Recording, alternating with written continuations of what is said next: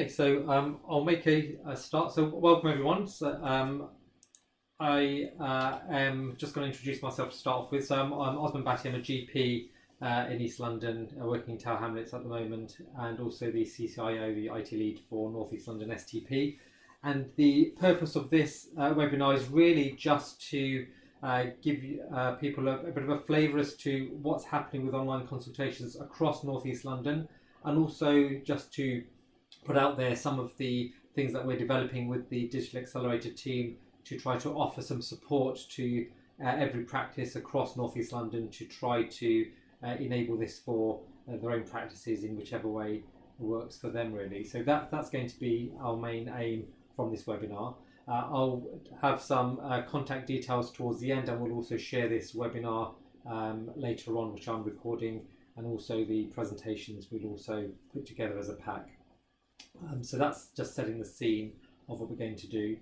We're going to try and keep this interactive, particularly in the second half of the webinar, to questions and answers. So feel free to just put down your questions into the chat. We're expecting quite a lot of people for this webinar. So what I'd really advise is if we could try and keep those questions relatively brief and to the point, and we'll open it up to the panel that we're going to go through later on for this webinar. So that's me. I'm just going to just go through a few slides before I introduce our practice that we're going to present for us. So I'm just going to go through and talk about the why and why we're doing what we're doing with online consultations.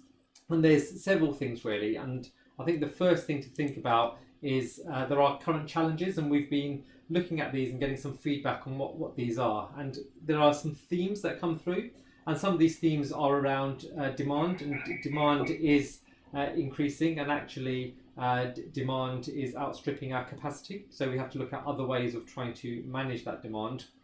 And also face-to-face and telephone appointments can be time consuming, not always, but can be. And sometimes they can also be clinically unnecessary. So we get patients who are coming in for face-to-face appointments previously, and also telephone appointments more recently that aren't really necessary, and they could potentially be diverted to other places before reaching the practice altogether. So just that signposting element that online consultations can certainly provide. And we all know that face-to-face appointments are an expensive resource. We're doing less of that now with the lockdown and the restrictions we've got within practices, although we're doing a lot more telephone consultations.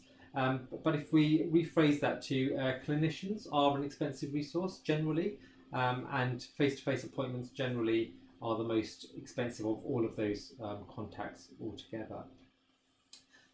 Patients also wait a long time on the phones, and that's another bit of feedback that we often get, and that's a challenge that a lot of us have, and we've tried to look at different ways of telephony to try to deal with that, and again it's something that online consultations can look at. And the other thing is that patients often find it hard to fit an appointment into their schedule, particularly if they're working or caring, and they can't always make a appointment at the time that is suitable for the practice or the clinician. So they're the current challenges that we often get fed back. And if we balance that against the contractual commitments that we have, particularly with the GP contract, and what does the primary care requirements say around the digital things that we need to do.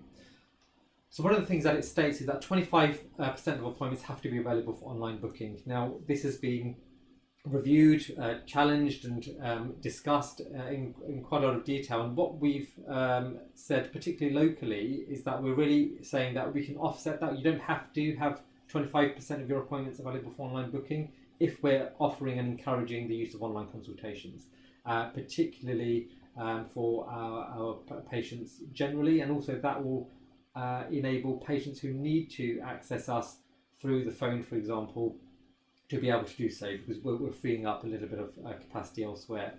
There is that caveat around non-triage appointments must be made online, and those non-triage appointments are things like cervical screening, health checks, flu vaccinations, and those types of things. The other bit of the contract that's important to note is that it's a requirement that all patients will have the right to online consultations by April of this year. So that's why all practices have been enabled for that, and also video consultations by April next year. And again, we're more or less there, and we are providing that as an option to patients. The question is, are we optimizing the offering for our patients? And I think that's what we need to look at.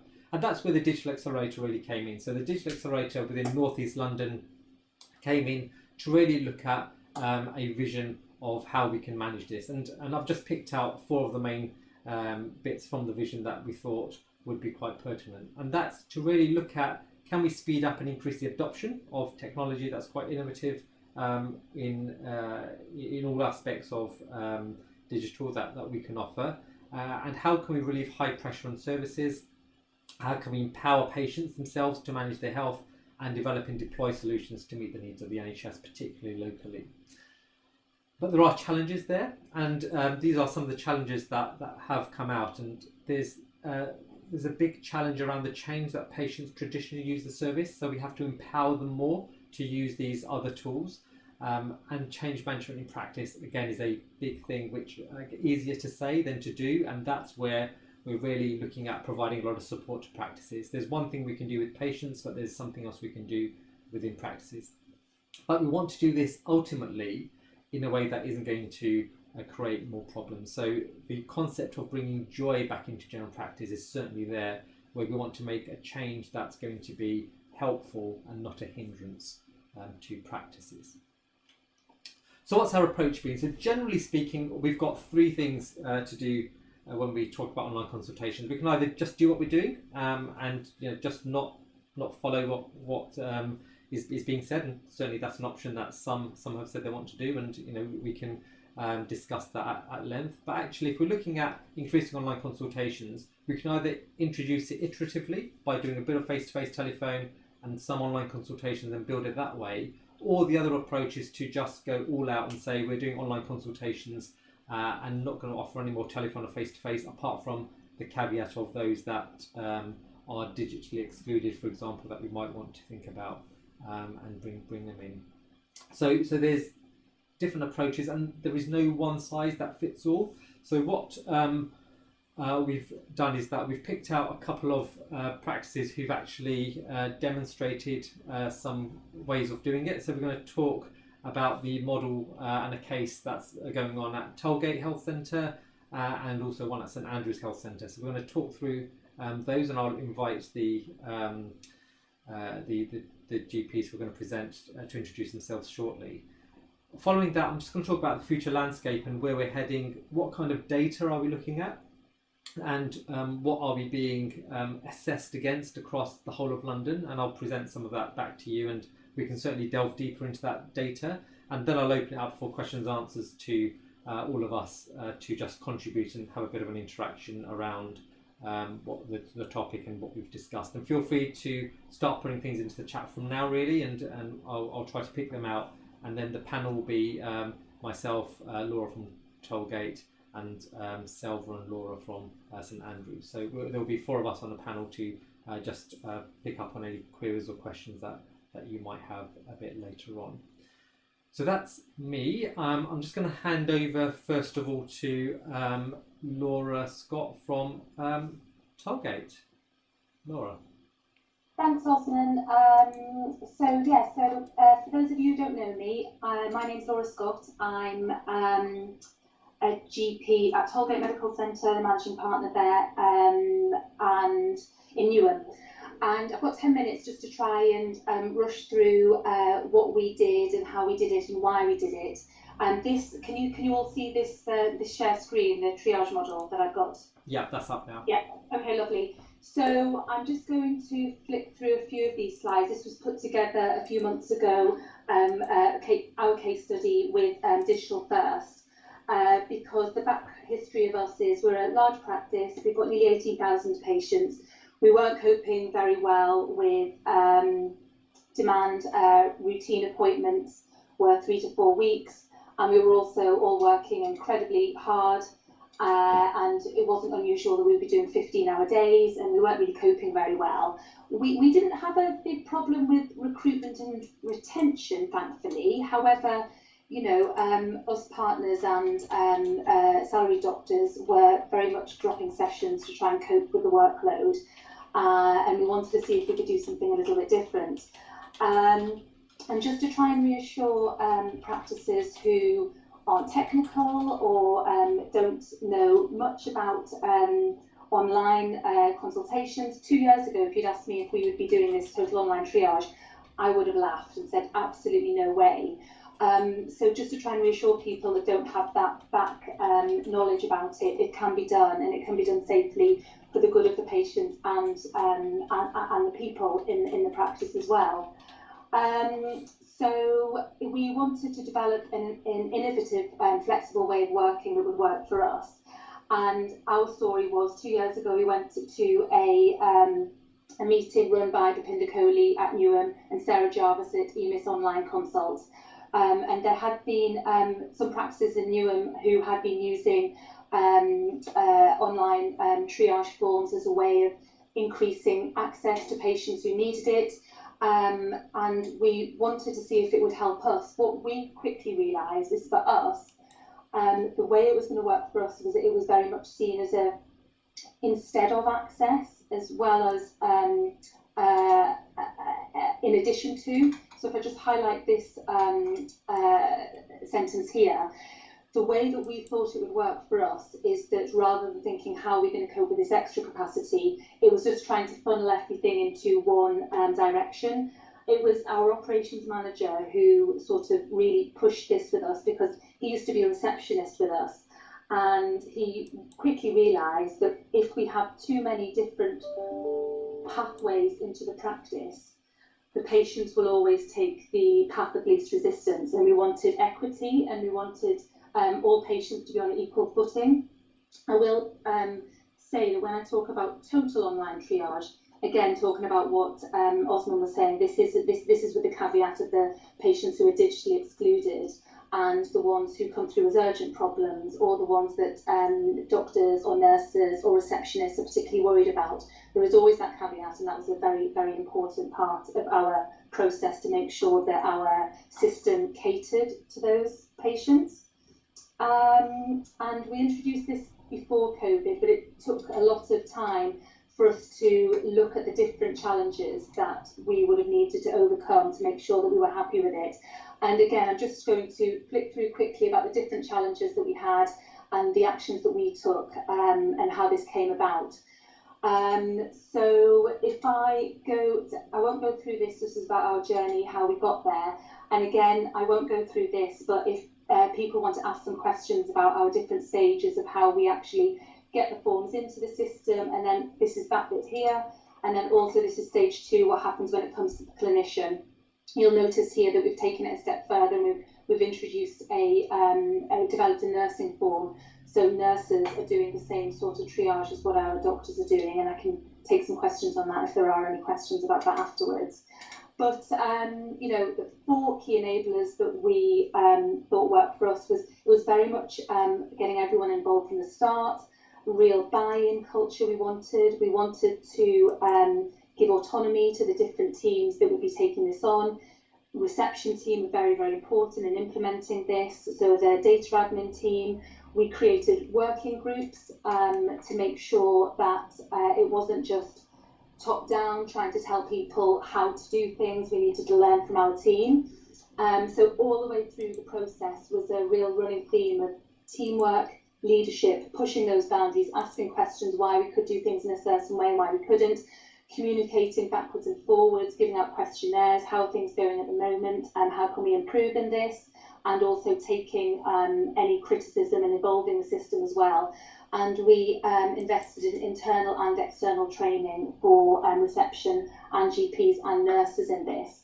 So, one of the big things was culture change, about trying to challenge the thought of it's always been done in this way, how can we change it? And we also wanted to find out, was everyone happy with how things were going? And people weren't, because we were too overworked and access could have been better. So it was good to sort of make sure that everyone was on board with wanting to change. And that was the first thing, because if everything is running very, very, very well in your practice for your staff and for your patients, you might not have the same incentive, but we wanted to change things and improve things in that way. But it was important to show people about how it could work and what we were doing at the moment. So we audited a lot of our current usage, and we also wanted to make sure that we involved all members of the team with that, so they could see on paper why this was important.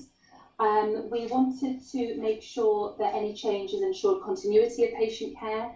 It's very important to us at Tollgate that we have continuity, and if patients want to consult with their usual GP, there's a way to do this.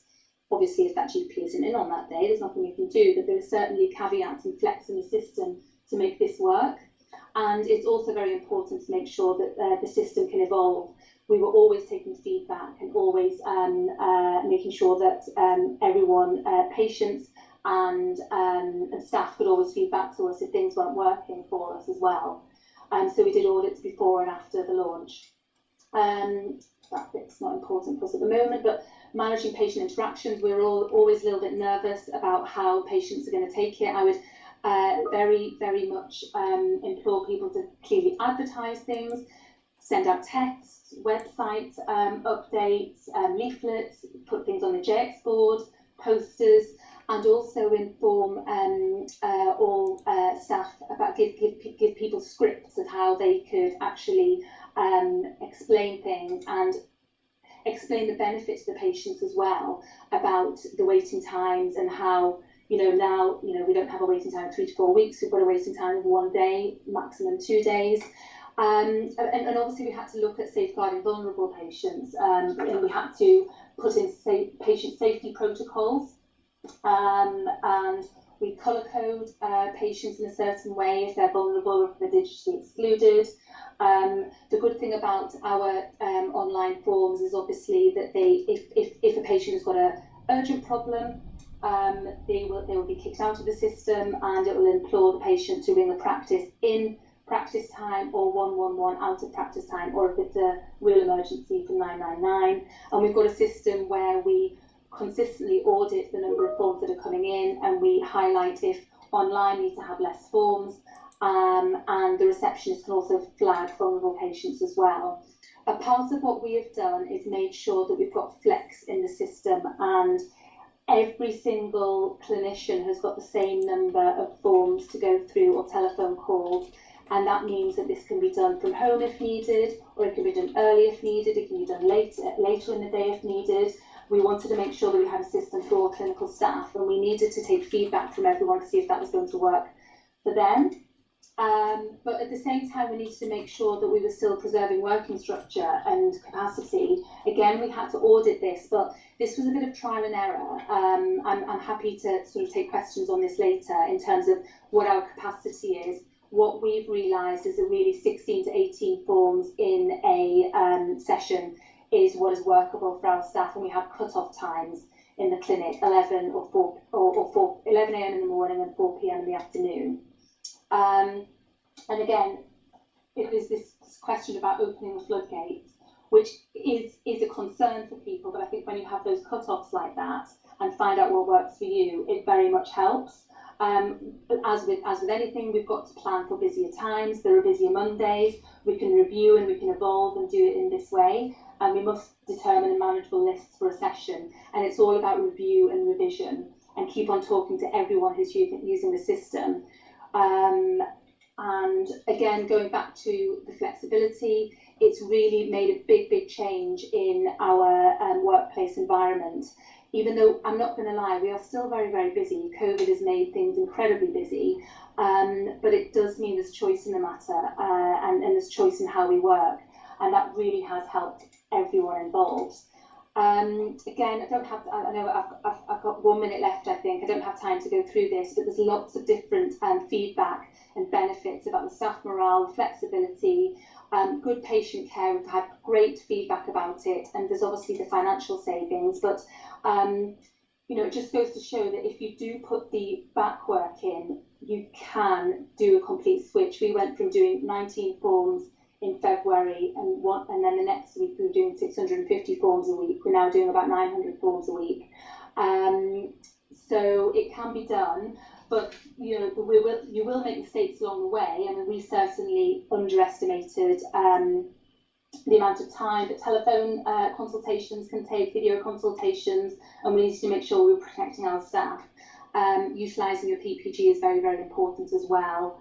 And yeah, just to say, I think just the biggest thing that I can say is talking to all members of the team, and really, really getting that change management in with everyone and informing everyone and getting everyone involved from day one. That's basically what I would say. And I know I've gone over time, Osman, I know I've really rushed that, but I'm happy to obviously go back to anything afterwards because I could talk all day about it, so sorry that was rushed. Thank you.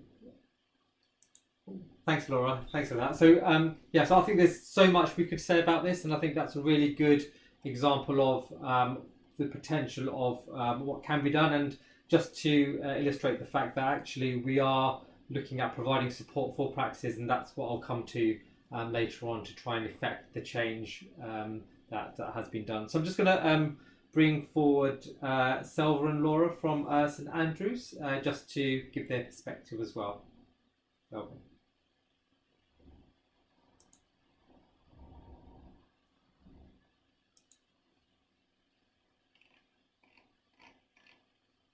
Are you on mute still, Selva, or shall I? Yeah, that's it. Cool. Absolutely, someone had to do it, didn't they?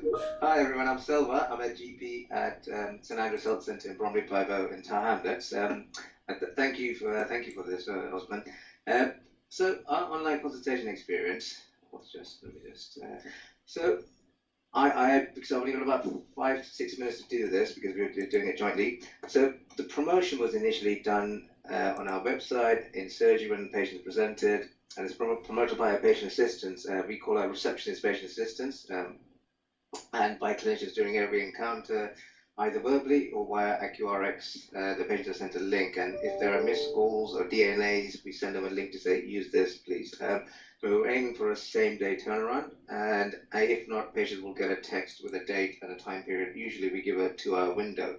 What we decided to go for is a hybrid model, which is telephone and online. Although we prefer online and promote it quite intensively, but we were quite clear from the conversation we've had with our patients, our patient participation groups, that they still prefer the telephone option. So what we've gone for is a hybrid model, but one that's edging towards more online consultation. And all of our online consults are read by our PA team, and then they're allocated accordingly. And there are routine GP sessions, which are a mixture of online, telephone, face-to-face, and follow-up. Within the follow-up, if a patient says, I've seen Dr. Selva 2 weeks ago for my depression, and that patient will be booked with me again. So it's ensuring continuity of care. And also when the appointments are booked, the patients are texted time frames. So that's really helped to reduce the DNA rates when they don't answer the calls. And the urgent ones obviously go to the on-call doctor. And the admin queries will be dealt with by our PA team. So if there's any letter requests, insurance requests, and or that sort of thing will be dealt with by our PA team. And all medicine-related queries, rather than coming to the doctors, will go to a pharmacist team. So we have a pharmacist, pharmacy technician, and a pre-reg pharmacist who work together, and within themselves they'll allocate the tasks accordingly. And the nursing queries will go to our nurses or AMPs. And because we've recognised that sitting in your own room looking at these one after another can be a bit daunting, bit lonely. So what we decided to do is actually work in a triage hub. So there are 3 socially distanced triage hubs. We do wear a mask when we're in there as well, and we'll ensure it's ventilated. The 3 of us per room, and we've got 4 of these rooms. And if we can't do it, or if a clinician is working from home or flexibly, we use MS Teams, so Microsoft Teams, to actually link with us in real time. So what we tend to do is we've set up a St Andrews GP or clinician channel, and we just send each other invites to either just join as and when, or we stay logged on indefinitely till the session ends. It's been really helpful because we're a large training practice. We have 6 trainees and 4 trainers. So what's really helped with this is actually being able to supervise even when the trainer is not on site, and also to support our multidisciplinary team, which consists of nurse practitioners, HCAs, and physios, and so on. Just kind of in terms of addressing the demand, we do have an overflow triage list. So if all of our clinicians, the routine sessions will have 16 appointments, have done, then they would help out. Or if the on-call it's not that busy, then they'll help out with the overflow triage list. Or it simply gets moved to the next day, and the patient will get a text saying you'll get a call the following day. Kind of some raw numbers. List size is 14.5. 60% of our demand is from online consults. Laura is going to present some of the really interesting patient data that's we actually got from early experience. But these are the sort of numbers we're processing at the moment. October dip is probably because of the half-term demand went down a little bit, but we're kind of edging towards 1800s per month. Also, in parallel, we have a hub. So we've had a hub for about 10 years. It used to be a walk-in centre. It's open 8 to 8, 365 days a year. So what we've done is kind of exported some of the experiences we had with the registered list into our hubs. So we have one clinician dedicated to online consults, and they process e-consults for our network practices. So there are currently 4 practices who are involved in this, and that they can book patients directly that's being triaged by their own PAs or their clinicians. And our clinicians will deal with it in terms of IQRX or video or face-to-face. So kind of our next steps are what we're currently doing is because there are about 6 different online consultation providers out there. So we use eConsult mainly, but we are also trialing IQRX in parallel as well. So the patients will get a text with the IQRX link to, and we will decide the next steps based on the patient, clinician, and admin team experience about which one of these systems really works for them. And we also have advanced plans about joint multi-site working. We are a partnership of 3 practices. And so we're looking at how do we create an on-call triage hub team, so we can work at scale and continue to offer much more flexible and remote working, because those are highly sought after by a lot of our clinicians and our admin teams as well. So we've got a lot of our admin team working remotely. So our PAs are processing e-consults remotely, they're dealing with clinical documents remotely. So these are the kind of things we're looking at in terms of joint multi-site working at scale. Thank you. Thanks, Selva. I think your slide deck was stuck on the first slide, but I said we'll share the slides Sure. later on, and we'll get that. So, Laura, do you want to come in? Yeah, so I'm Laura, another Laura, and I work with Selva at St Andrews, and also working with Laura and Osman on some bigger online consultation project across North East London. I'm just trying to get my slides. But I'll carry on talking because it is really brief. So what I was looking at St Andrews was really and working with the Equip team, and I think with Charlie, who's here, on sort of tracking what was happening as we were promoting our online consultations and responding to some of the issues and challenges that came up. And I think my internet is now failing for me to show these either. But essentially, okay, can you see that now? Yes, that's there. Yeah, okay. So this is essentially a timeline of what we were looking at, and we were trying to get data out of the system at various points where there were challenges or where concerns came up. So the lines that we were tracking were the numbers of online consultations versus phone calls, which this is from April to August, and was actually reasonably steady. So that was sort of addressing that concern about the floodgate being opened, and we didn't see that huge surge. Then quite early on, what we did was have a look at the barriers to using online consultation. And the way that we did this was to ask our patient assistants to, each time a patient was calling to ask for an appointment, they were being offered online consultation, and if they said no, the patient assistants were writing down the reasons for that. And this had sort of come out of, in our huddles at the time, a lot of the team being very worried about people being excluded from the process. And the main concern had actually been about the language barrier, which we showed was actually only 5%. and 14% was tech issues, which sort of helped with some of those concerns about those issues, but also showed areas that we needed to have a look at. So particularly people who just weren't familiar with using it, which was about a quarter, and then a big chunk where there were issues with the tool itself, which we tried to work on with eConsult. I think this part of the process was also really important because we were asking our patient assistants to do a lot of the promotion, and this helped to show that we were kind of listening to the issues that they were coming up against, and it wasn't just that they weren't promoting it, but there were reasons that we actually all needed to look at and respond to. And then the next thing, one of the other things, there were quite a lot of different elements, but one of the concerns had been that some clinicians felt that actually the online consults were taking them longer to deal with because there's quite a lot of information in them and it's opening up a document. So we, at 2 different time points, actually tried to look at the time spent on those encounters. And the numbers here might look quite long, which was, I think, just because of how it was being recorded. But essentially we were showing that the online consults were quicker, and also that as we all got more familiar with the new system, there was a huge decrease in the time that it was taking. So some of that unfamiliarity from a clinician perspective as well. I've also got here, we looked at failed encounters, because there was also a worry that if people were doing online consultations in the middle of the night, they weren't going to be expecting calls, and then we weren't really going to be able to get through to them. And that also showed we actually had fewer failed with the online consults than with the call list.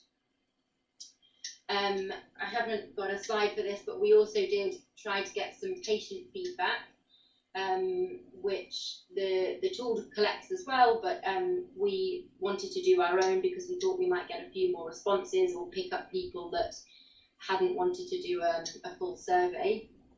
And this was in May, so still fairly early on, and we had 100 patients and 90% were satisfied with how their query had been dealt with, and 80% found it easy or very easy to use. And sort of more usefully, we had some comments as well, which were mostly about it being really efficient, meant that they got help very quickly.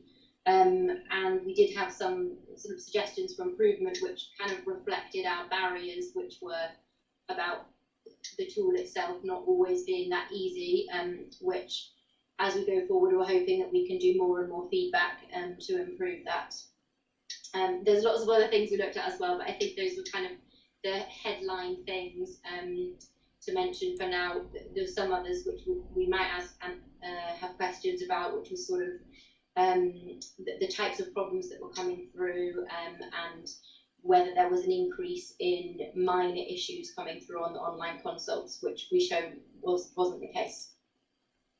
Okay, I'll stop. Thanks.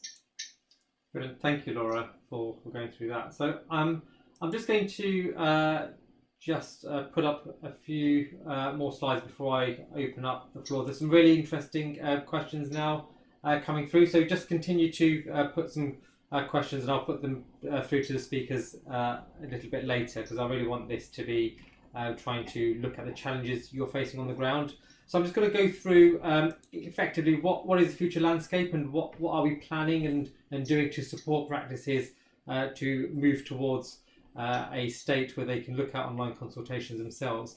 I'm going to start off by just looking at some of the data that's come through. So this is being looked at London level specifically, and what we want to do is to I'll just show you some of this. I'm just going to mute the people here. So I'm just going to show you some of the data that we're getting, and then go through to the questions. So the first thing to think about is how many of us are actually doing online consultations. So 99% of all practices across North East London have online consultation available for them. And if you look at this data, it really shows you that it's being done across all areas differently. So Newham is certainly leading the way with regards to doing the most across North East London. and then you can see the range across there. And there's data. So if you within your PCNs or practice want more refined data, we can really take this data down to PCN or practice level, really. So if you want that data, certainly touch base. Some of the other things that we've seen, so we can see the trend over time, and again, it's been more or less stable across all of the areas, and there has been times where it's gone up. The general trend is upwards, but it's slowly going upwards, and we want to try and address the issues around that, and is there anything we can do to support that at all. And then looking at that data in more detail, we can see which practices are doing the most, and we can get weekly updates on this, and these figures change on a weekly basis or even daily basis if we want the data. So the data is there for us, and the data is one of the things we're really looking at to really try and get practice to review and to tweak their system as they go along. Some of the other things that we can get, so which practices are increasing at the fastest rate and which practices are slowing down at the fastest rate. So again, lots of information that's available for us, and also over time, what's happening generally. So generally speaking, the vast majority of practices are using online consultations, but not to a great degree. So the bulk of it is less than 50 online consultations coming through in a week. We've got 9 practices across North East London who are doing more than 500, and a handful, 27, who are doing none at all. So we do have quite a big spread, and this is kind of what we are looking at in terms of what is it that people are doing well and what is it that people aren't doing so well in, and where can we provide support. And that support is coming through the Digital Accelerator team, and I'll post these up towards the end as well, just for people to have specific links, who their contacts would be depending on who their area, which area they're in. And also there's a website that's been put through Equip, who are basically the change management driver that we're using for the accelerator, and they've got lots of resources on the website. And again, I'll share all these resources later on. So what I'm going to do now, I'm going to move on to the question and answers. So I'm just going to stop sharing my slides and go to the comments and questions that are being posed. So feel free to add some more. So I'm just going to invite both Laura Scott, Laura Lee Rogers and Selva just to pick up on the questions and queries, and I'll just pose them to you, and just feel free to answer them as you feel, really. So the first thing is software packages. So what software packages are you using, and are they integrated with EMIS? So start with Laura Scott to start with. Sorry, when you say software packages, are you talking about the EMIS Online? So yeah, so I suspect, yeah. So you're using the EMIS Online. Yeah, using EMIS Online. So basically, that was bought by Newham before, to be used in Newham before we decided that we were going to be doing the total triage.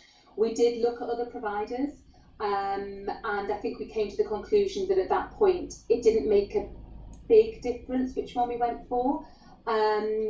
The good thing about there being lots of different providers there's lots of competition, there's lots of drive for improving the different systems.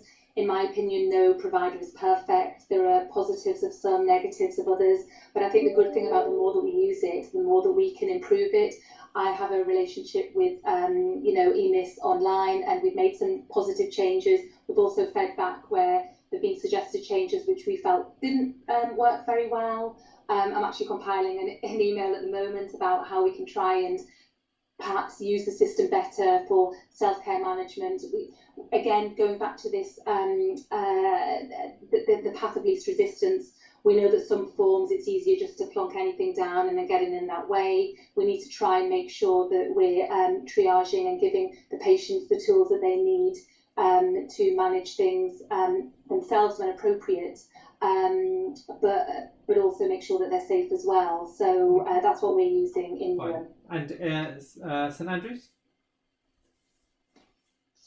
So St Andrews, so we're actually, as I was saying earlier, trialing eConsult and AccuRx at the same time. So with the eConsult, now it's coming into our workflow, so it will come directly. There's 2 options of receiving the eConsult. Either you can receive it through your practice email, or they can come directly into your EMIS documents workflow, or the other kind of option is using the IQRX, which is you send a link to the patient, and the patient will just respond to the queries in that text, and that will be automatically populated within the EMIS itself, and then the patient is just booked accordingly into the appropriate slot. Okay. And just one for Laura Scott. What provider did you use for external training that you mentioned on your? I think they were called Effective PI.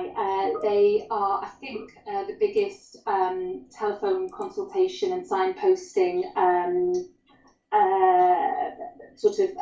team. They work for Red Whale, and I think they do lots of training with them. I can find out for sure, and I'll send on that information. I'm pretty sure it was them, but it was very useful.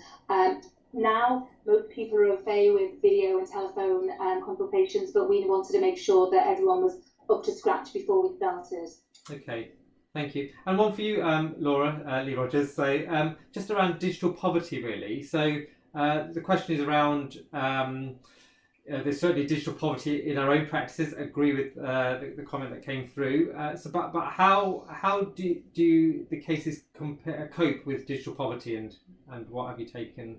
What actions have you taken for that? Partly I think that was the rationale for going through the hybrid model. So to make sure people still had complete access. There is also a lot of work being done involving the social prescribers locally to try to improve that. So difficult at the moment because of COVID, but ideas like having iPads in certain areas, like in the practice, or using ideas stores and libraries as an opportunity to allow people to use technology, not just to make it work easier for ourselves, but as a way that they can learn how to use these options. Yeah. And also just to point out the fact that there's another piece of work going on around digital poverty, digital exclusion across North East London, and we're looking at what they're doing in North Central London, and maybe coming up with something jointly to try to address this, because it is a real issue, really.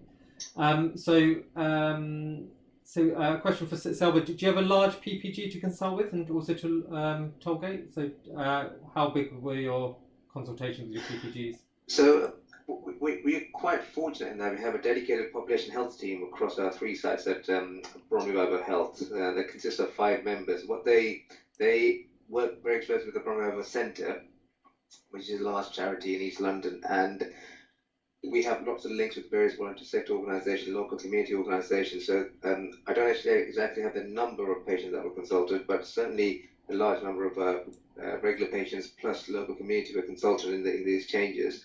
And likewise, Laura Lee Rogers, she's also she and Kerry, one of our they were registrars at the time, did the QI project on listening exercise with 100 patients early on in the adoption of online consultation.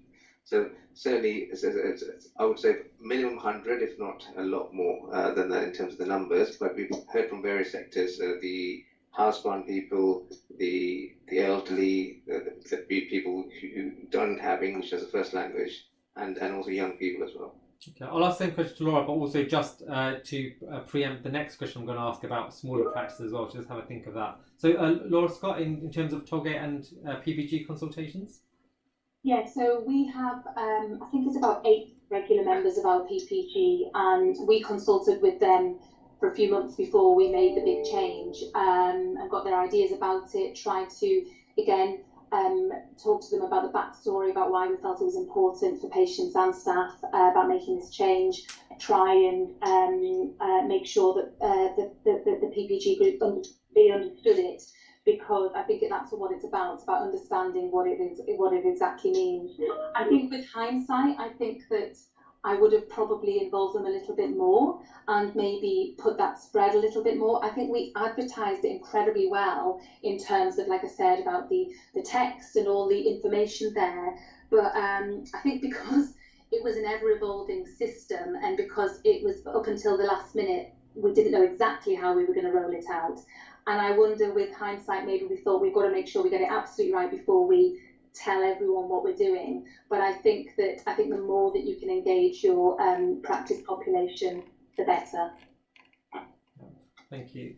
So just to touch on that point that's made around, because both practices we're displaying here are large practices, and the question would really be, would this work in a smaller practice where a triage works on the emotional intelligence and experience of receptionists? So it's that thing around smaller practices, and I'll just go around and get views from everyone. So I'll start with Laura Lee Rogers. Do you want to kick off? Well, what's your view in terms of would this work in smaller practices?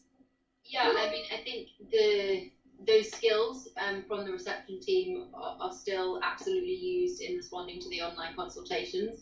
So you still get lots of information there that they have to interpret just as they would on the phone. So I don't think it changes the use of those skills. Okay, Silva?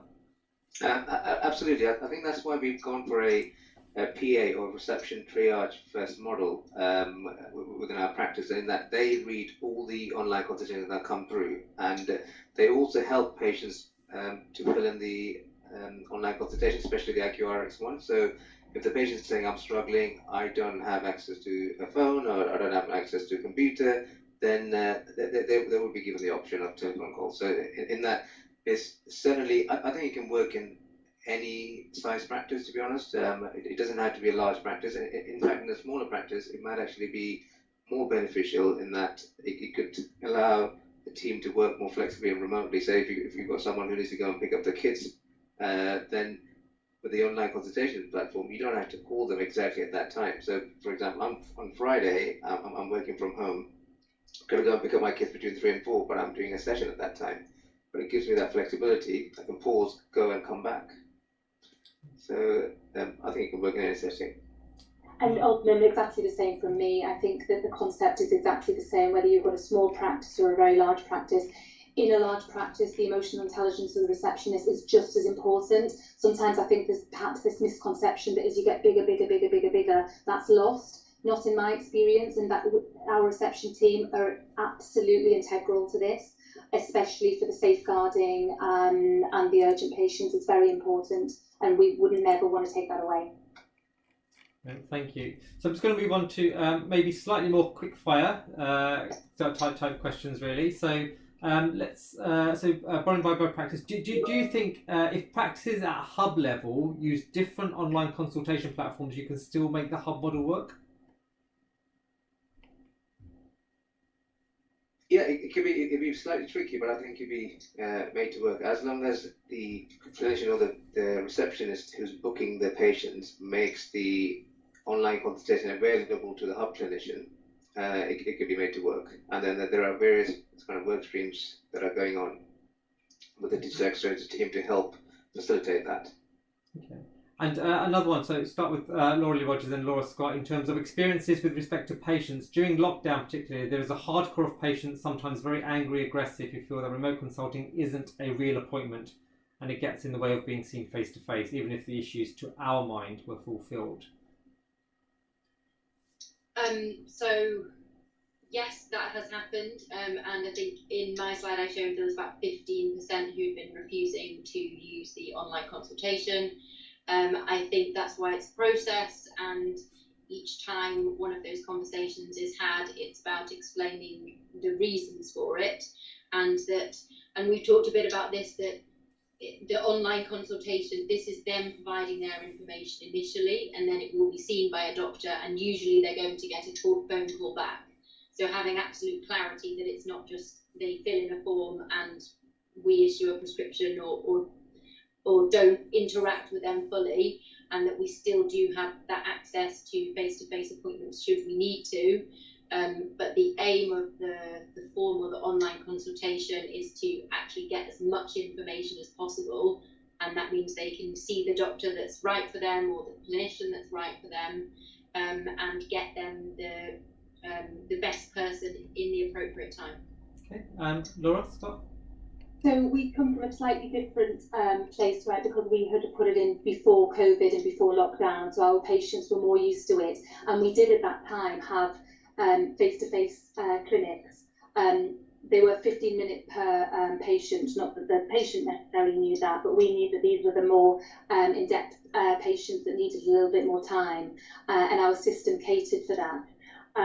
Obviously, COVID and lockdown brought anger, and any new system brings that, but when they saw the benefits of it, I definitely didn't see it as much as I thought, for sure.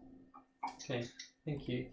So then there follows a whole lot of questions around which one's the best. Now I think this comes down to there are several tools out there. They all have pros and cons, and I think what we're really looking to develop as part of the QI process and the support for practices is to support the practices through the process, whichever tool they choose, and that's the offer that we're putting out to practices really, and it's worth having a look at the products out there. The main thing I would say is that there's still some finalising of how this is going to be funded from April, but the feeling is that there will be some kind of choice offered for practices really. So I'll move on to some other questions. I'll start with Laura Scott really, and then come to St Andrews.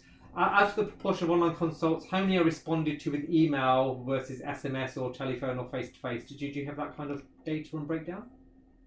Sorry, do you want to go, Laura, or should you want me to go? No. I don't have that data to hand, but I know anecdotally it's mostly a telephone call back first. Obviously, when it's appropriate, we can send text messages, we can give the information, and it's certainly appropriate all the time. But a lot of the time, it's a telephone call first, because we only obviously see the clinical stuff. It's not doctor first here, it's admin first, and that all the clinical stuff comes into us.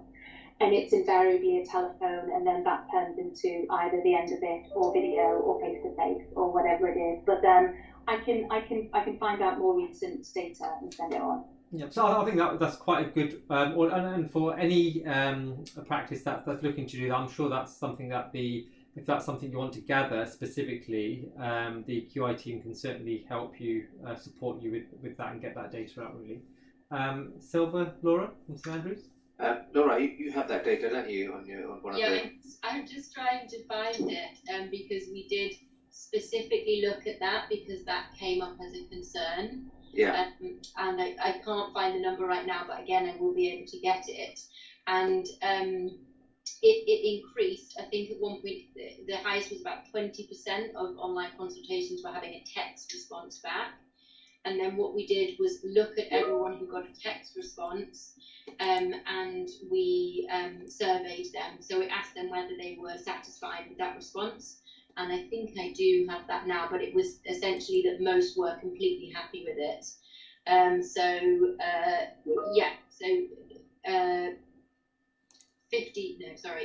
90% were satisfied with the response that they had, whether that was a text or a phone call. So it seemed like it was appropriate. Brilliant. And I'll just show a quick slide. So there are lots of people with lots of data. There's something that's been pinged in around closure modality.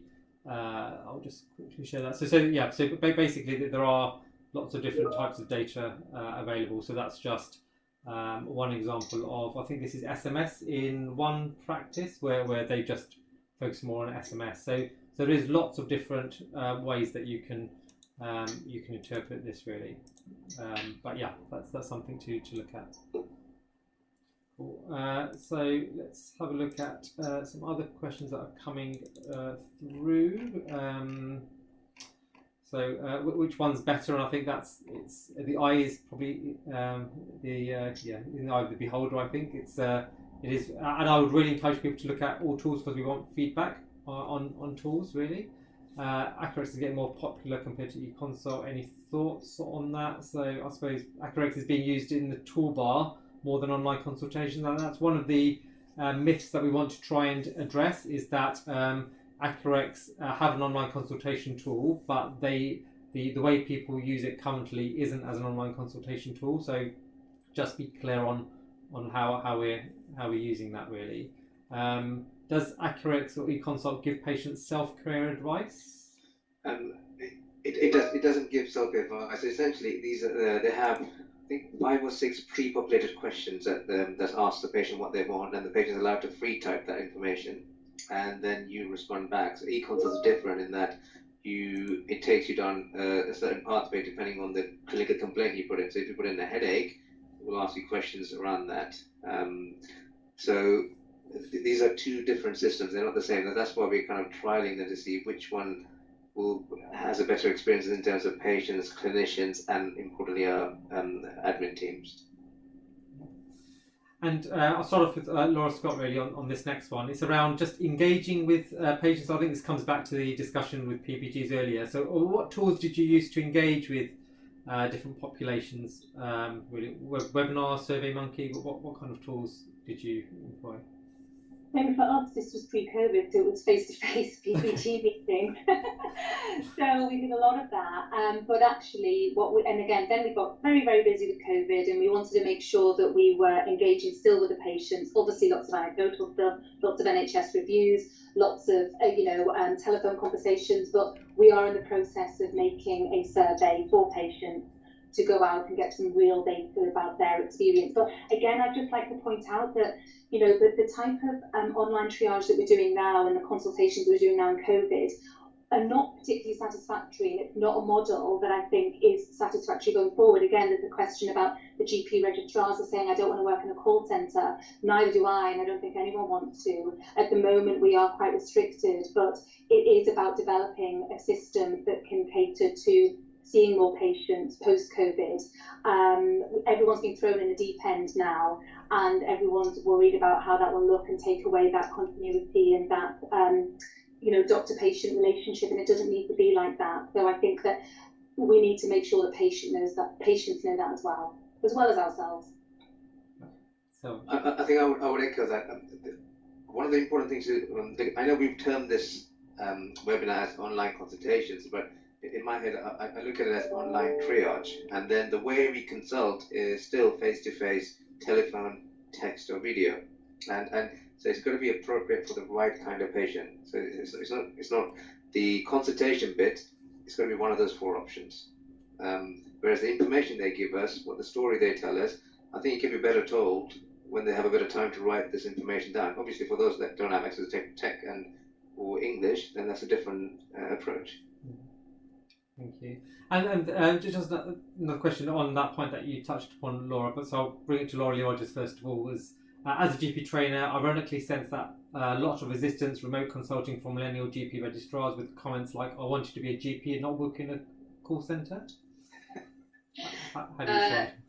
So I was a millennial GP registrar a few months ago, and actually, I mean, everyone will have their own experience, but I thought it was a really exciting opportunity to do things in a new way.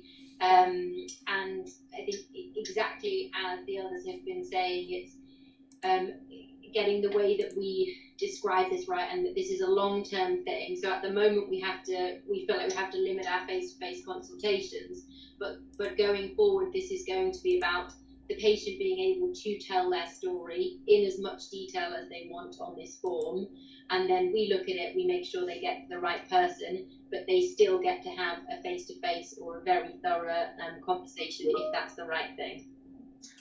I think to add to that, Osman and Laura, is that what it enabled us to do. So we have 6 trainings, as I was telling earlier, SD3, SD1, FY2s, and enables us to kind of look at their learning needs. So if one wants more experience of examining abdomens or doing more gynae exams, so when you do the triage, first of all, you can actually book face-to-face patients or cases with them. That allows them to gain that experience. So previously, it was a bit of a lottery of any cases that walked in or any cases that called in. So this actually gives a much better experience. That's the feedback I've had from our trainees. Brilliant. Thank you very much. So we're there. I think that's been a really busy session that we had, and what I'd really want to do as next steps is certainly it may have opened up more questions, and I'd certainly encourage you to touch base with trying to get a bit more support for your own practices, start thinking about it, contact the links that we've formed from the Digital Accelerator to work with your practices in your area, and I'll circulate the details for these later on, along with the presentation decks that we presented today. And the other thing, just to also highlight, is if you want data specifically from the London dashboards, they are available. So certainly, if you need access, just touch base with me, and also happy to sift through the data for anything you need specifically to support you in your change. And if you need, we've done this as a nail-wide webinar. We've also offered this out for locality. So if you need a specific webinar for your PCN practice or federation or whatever, let us know, and one of us can arrange to come and speak to you specifically and go through any of your questions or comments. So on that point, thank you all very much for coming and participating. It's been quite a enlightening discussion, and I'm grateful for the comments that you've brought to this session as well. So thank you all very much.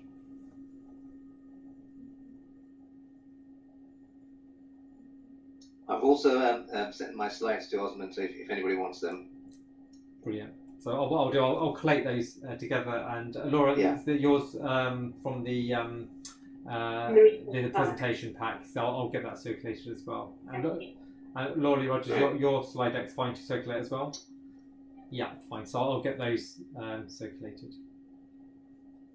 Excellent. Thank you. All right. Thank See you you. later on. Thanks for Thanks, participating. Thanks for your help. Bye. Bye.